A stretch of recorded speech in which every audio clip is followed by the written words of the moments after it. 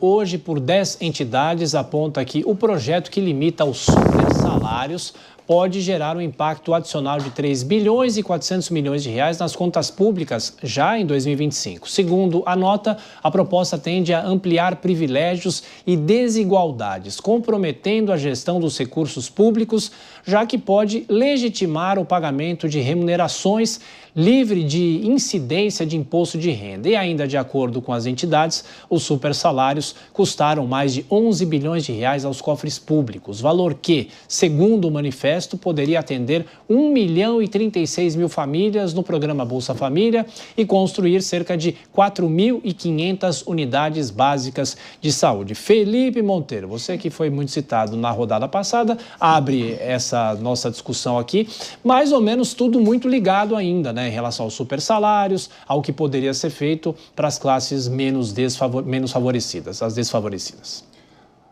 Existe despesa que, na minha opinião, são investimento, né? Que você consegue engrandecer uma nação, né? Você investindo em determinados setores, em determinadas atividades, né? Não tem como o país crescer, na minha opinião, sem investir na reindustrialização e na industrialização, né? Até que eu não conheço nenhum país do mundo que conseguiu crescer só exportando commodity, não é? E eu lembro, quando eu passei no mestrado lá em Harvard, né? Eu não tinha dinheiro para estudar, né? O que eu fiz? Me endividei no banco. Peguei dinheiro emprestado no banco, né? Peguei dinheiro emprestado do meu pai, dinheiro emprestado dos meus amigos, né? Fizeram uma vaquinha. E aí eu consegui viajar, né? Fiquei endividado, né? E depois consegui me engrandecer e em um ano consegui pagar todas as contas. Não está no SPC mais, né? Ou seja, demonstra claramente, por exemplo, que às vezes investimento bom, né? Você consegue, mesmo quando a arrecadação, na entrada, é muito menor do que a despesa, né? Mas você consegue. Se a minha filha ficar doente, eu vou ficar endividado quanto for para salvar ela. E eu acho que o país é parecido com isso. Você tem que pensar exatamente nisso, né? Cuidar das pessoas, né? Então, eu sinto que tem investimentos que são direcionados e bem feitos, né? Diferente dos supersalários, né? Os supersalários, por exemplo, na minha opinião, é um problema. É o dinheiro mal aplicado, é o dinheiro mal gasto, né? 3,4 bilhões, né, de aumento, né, das despesas públicas por conta de salários absurdos, né? De juízes, promotores e outros membros do judiciário, né, outros executivos de empresas públicas, né? Não dá para aceitar isso, né? Então, eu sinto que tem despesas que são investimentos que são necessários, né? Se eu investir em educação, eu consigo fazer com que meu povo tenha uma qualificação melhor. Se tem qualificação melhor, tem empregos melhores. Tendo empregos melhores, tem salários melhores, ficam mais ricos e aumenta a renda familiar, né? Mas, ao contrário, tem despesas que são realmente um absurdo, como despesa que vai para o nada, né? Que são esses supersalários. E só para terminar, que um ponto que eu acho necessário colocar aqui, né? Tem muito Brasis dentro do Brasil. Eu não gosto de generalizar, né? Eu, por exemplo, preferia ir colocar minha filha numa escola pública de Sobral do que 90% das escolas privadas de São Paulo, né?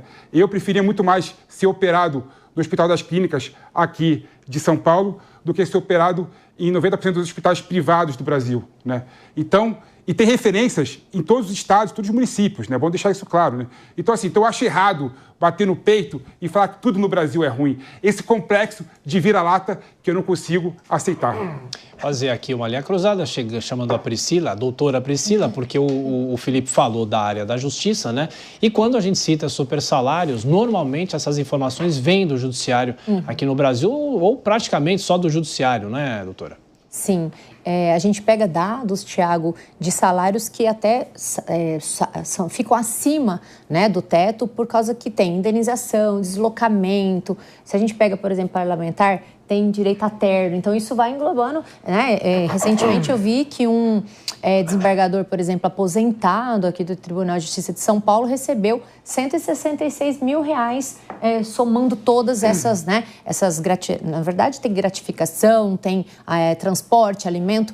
Ninguém está falando que não tem que ser bem remunerado. Eu acho que para você prestar um concurso público, para você trabalhar no legislativo, já que essa PL dos supersalários, ela vai atingir todas as esferas, tanto estadual quanto federal, como também legislativo e judiciário. A gente entende que tem que ser bem remunerado, isso não se nega. Agora, é claro que não está no patamar do médio, né? Do salário médio digamos assim, do nosso país. Imagine, 166 mil, aí vai ter diária por deslocamento, 10%. Quando vai ver, o salário fica muito maior do que aquele teto. Eu acho que, nesse sentido, é um projeto de lei justo, tá? Não estou dizendo que não tem... Eu tenho muitos alunos que prestam concursos que fazem isso, que muda a vida das pessoas, isso não se diga, mas até mesmo dentro dos próprios concursos, a gente tem pessoas que ganham salários baixos, como é o caso da polícia, por exemplo, né?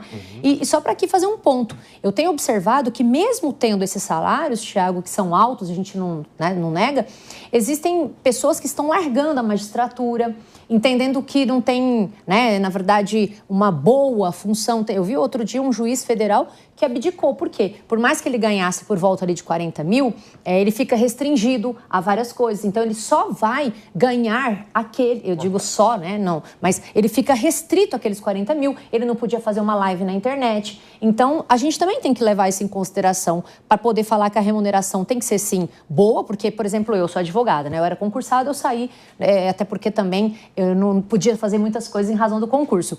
O concurso muda vidas, só que eu não podia fazer várias outras coisas, como é o caso dos juízes. Então, isso tem que ser levado em consideração para o salário, mas não a ponto de ganhar, por exemplo, 166 mil, pagar não sei quantos mil para um terno, para uma locação. E aí, essa é a minha opinião. Passar para o Sérgio, depois aqui para o Rodolfo. E, Sérgio, é interessante que quando se fala em teto salarial aqui no Brasil, a gente cita os ministros do Supremo, né? Só que tem muita gente ganhando bem a mais do que os magistrados do STF. Isso é uma imoralidade, Thiago, isso é uma vergonha. A gente falar de super salário no Brasil hoje é um tapa na cara de todo brasileiro. Isso porque a média salarial do Brasil, do brasileiro em si, na iniciativa privada, ela é muito inferior à concedida ao setor público. E eu não estou dizendo em relação a merecimento ou não do salário que cada um ganha. Eu não estou entrando nesse mérito.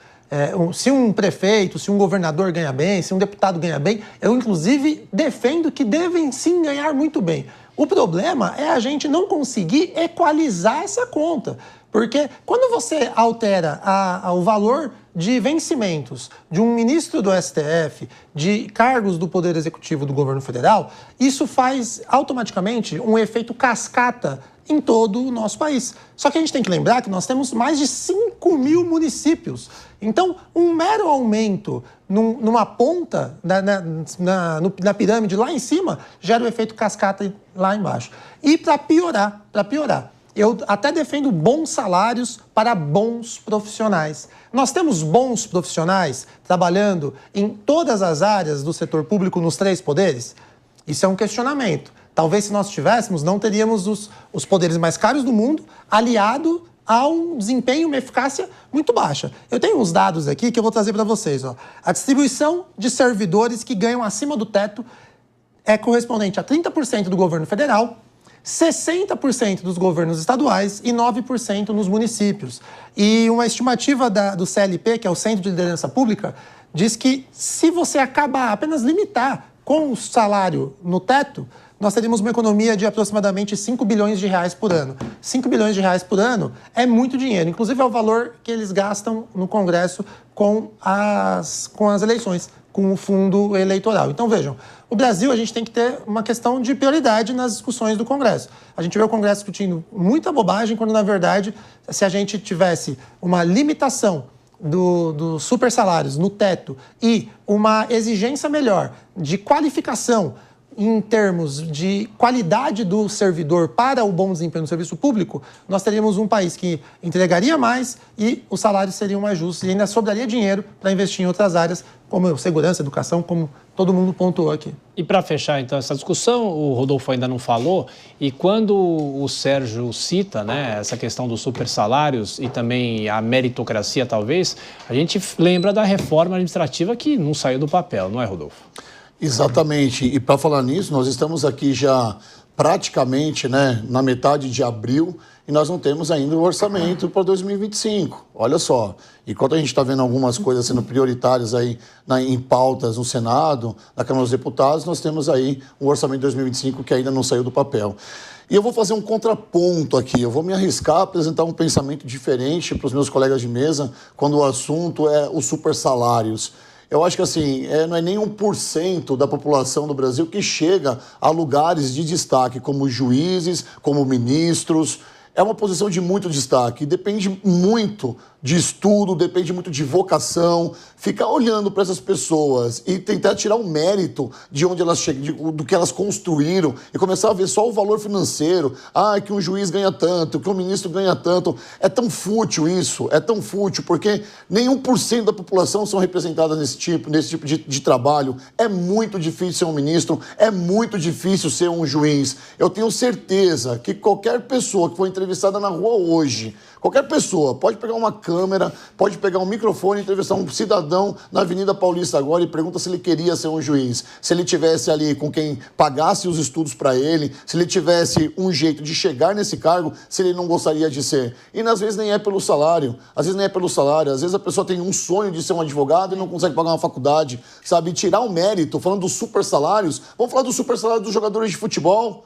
Vamos falar dos super salários, por exemplo, de artistas. Vamos falar de super salários da Lei Rouanet. Vamos falar de super salários de diversos segmentos aqui. Agora, ficar olhando para os super salários de deputados, de senadores, de ministros, é no mínimo um absurdo. A gente tem que ver outras coisas. Até porque nós temos um orçamento que é uma pauta muito mais séria. Orçamento fiscal de 2025 que não foi votado ainda. A população olha para o lado, mas sem esquecer que elas fizeram por merecer e estão naqueles lugares. Bom, para você que nos acompanha pelo rádio, um rápido intervalo, a gente volta em instantes com Linha de Frente, mas continuamos nas nossas plataformas e na TV Jovem Pan News, 2h30. Olha, eu tenho que mudar o tema, mas todo mundo aqui está pedindo a palavra depois da fala do Rodolfo e a Priscila foi a primeira. Por favor, sejamos breves para a gente continuar com o programa aqui, por favor. Só vou dizer uma coisa, o jogador, o salário dele não sai do meu bolso. Sérgio. Simples assim, eu concordo também com a Priscila. E vamos lá.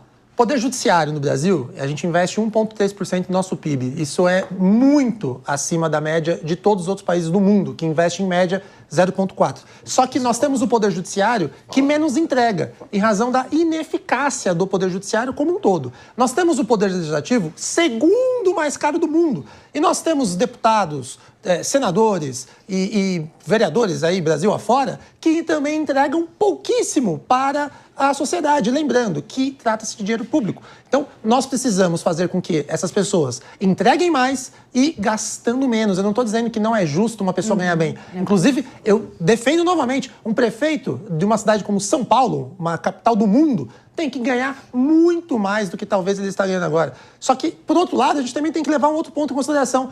Pega aí o histórico de avanço patrimonial de políticos no Brasil. É incompatível com a remuneração mensal do Portal da Transparência. É um outro problema, tudo bem.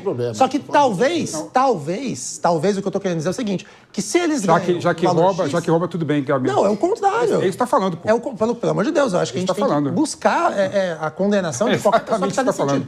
O que eu digo é que tem que remunerar bem pessoas que são extremamente qualificadas. Você pega um CEO de qualquer empresa, esse cara não vai ganhar menos de 100, 200 mil reais. Não ganha, e é legítimo e justo. Agora, você pega hoje um prefeito, um deputado, ganha pouco para a responsabilidade que tem, porém, muitas vezes não tem a qualificação necessária que nós, sociedade, temos que cobrar para essa pessoa estar lá, é isso. 30 segundos para o PP, mais 30 para o Rodolfo, parece debate eleitoral aqui. Né? Eu acho uma coisa completamente diferente. Né? Primeiro ponto, assim, esse estudo que a Receita Federal fez, né, dizendo que o judiciário do Brasil é muito caro, comparado ao resto do mundo, 1,6% do PIB, balela porque compara alho com bugalho. Aí, nesse caso, realmente não tem nenhum sentido, né? Porque, por exemplo, o Brasil, você tem... Qualquer pessoa pode estar na justiça. Né? Nos Estados Unidos, por exemplo, ninguém pode estar na justiça. É caríssimo estar na justiça nos Estados Unidos, né? No Brasil, nós temos a federação. Cada estado tem uma federação. E esse estudo compara com um estado unitário. Ou seja, a comparação é completamente esdrúxula para falar que o judiciário do Brasil é caro. Concordo com o Rodolfo quando ele fala. Isso concordo também. Todo o estudo e toda a discussão sobre supersalário tem que vir também sem hipocrisia para definir o salário justo para todo mundo. Eu acho um absurdo o ministro do STF ganhar 44 mil reais. Né? Absurdo o presidente ganhar 44 mil reais. Né? Não tem nenhum sentido isso. Né? Tem que pensar na dimensão, né, do salário dessas pessoas de modo a ter uma condição melhor pela responsabilidade que tem. E o último ponto, que é o ponto principal aqui, o grande problema é que esse PL que veio para limitar o supersalário, ao invés de limitar, esse é o problema, ao invés de limitar, ele criou várias exceções que aumentam o custo com o supersalário em 3,4 bilhões. Aí que está o absurdo de tudo isso. Esse é o ponto. Rapidinho, Rodolfo. Vou fechar em 15 segundos, tá? Só respondendo aqui a minha cara amiga, nobre professora Priscila, eu tenho certeza que o salário dos jogadores de futebol não sai do nosso bolso. Mas eu quis dizer aqui, de um modo genérico, que essas são as grandes discussões em mesa de bar entre amigos que curtem o futebol. Abro aspas, fulano ganha tanto e nem joga, fulano ganha tanto e não sei o que lá. Essa discussão eu trouxe para fazer uma alusão aos supersalários. E essa PL do aumento de salário aí, supersalários, poderia ser diferente, poderia ser a PL do salário mínimo, que é uma vergonha no país. E quando a gente está discutindo supersalários, o salário mínimo é uma vergonha no nosso país.